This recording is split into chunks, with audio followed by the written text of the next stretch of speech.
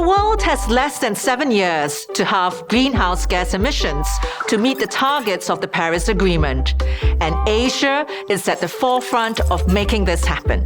While the region stands to suffer most from rising temperatures, it also has the most power to prevent it, thanks to an educated population, advanced technologies, and rapid urbanization that's opening opportunities for sustainable development.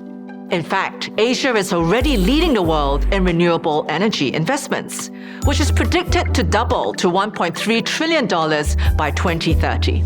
In Southeast Asia, 8 in 10 countries have committed to net zero targets in the last 2 years, while companies have invested $11 billion on renewables and the built environment. Asian corporates will have an increasingly critical role to play in this transition. Investors and customers expect companies to operate sustainably, and the multinationals that they supply to also have strict ESG standards.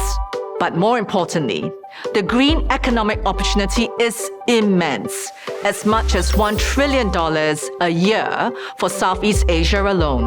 At DBS, we're helping corporates maximize this opportunity and to decarbonize their operations.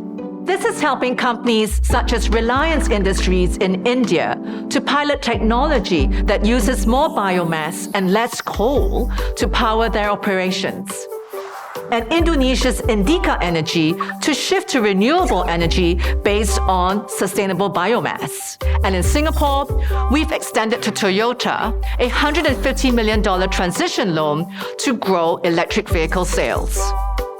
Now, what do all these companies have in common? They all face an uphill challenge to decarbonize to net zero. As for companies that cannot avoid emitting carbon, there is a global carbon exchange and a marketplace to help them neutralize their emissions.